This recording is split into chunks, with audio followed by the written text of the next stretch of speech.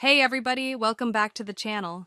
It's Ava, and today I'm joined by Jordan, who's been watching my story animated a little too much. How's your mental health after that, Jordan?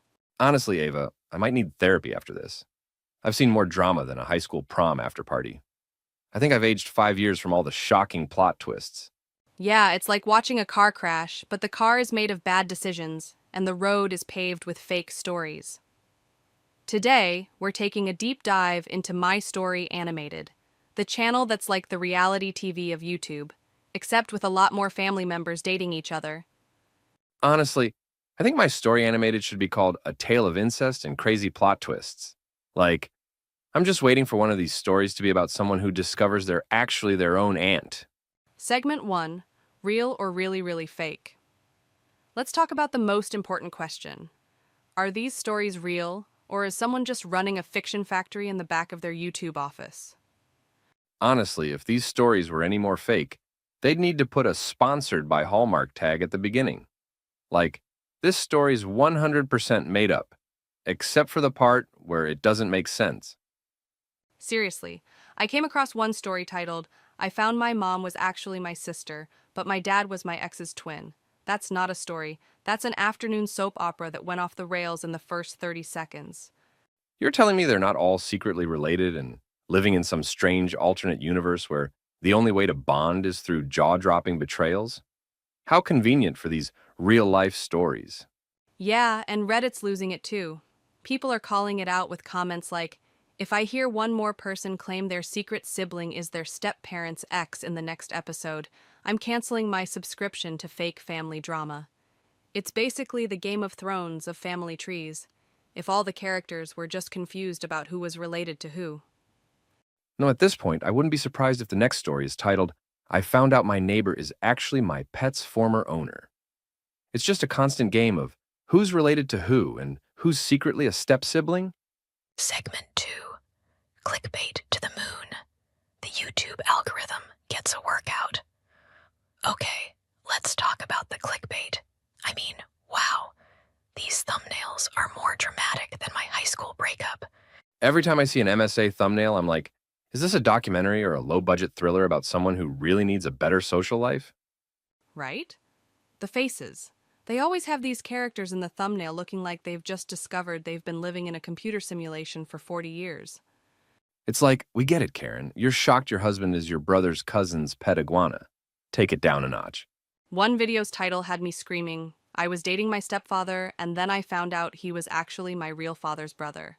I mean, can we get a plot twist that doesn't involve someone's family tree turning into a forest fire? It's like they've got a magic algorithm that turns everything into either an incest drama or an identity crisis. I'm waiting for a title that says, I was actually my own long-lost twin sister, and I wouldn't even blink. And here's the kicker. They're doing all this to get clicks. Reddit's been pointing out how these thumbnails are straight up designed to punch you in the face with curiosity and make you go, okay, fine, I'll watch it, but only because I'm already 10 minutes deep in a YouTube rabbit hole. I'll admit it works. It's like the candy aisle at the grocery store. I know it's bad for me, but I'll still grab a few just to see what happens. But then I'm sitting there, questioning my life choices. AVA again. Let's talk about the animation. And I use that term very loosely because it's less animation and more moving still images from a 1998 graphic design course. I mean, don't get me wrong, they're trying, but it feels like a PowerPoint presentation on how to draw, except no one passed the class, and the only thing you really learned was how to make stick figures frown.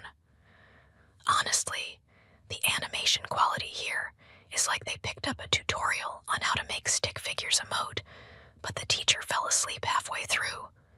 You know that feeling when you try to make your character do something dramatic, but you can only get one arm to move.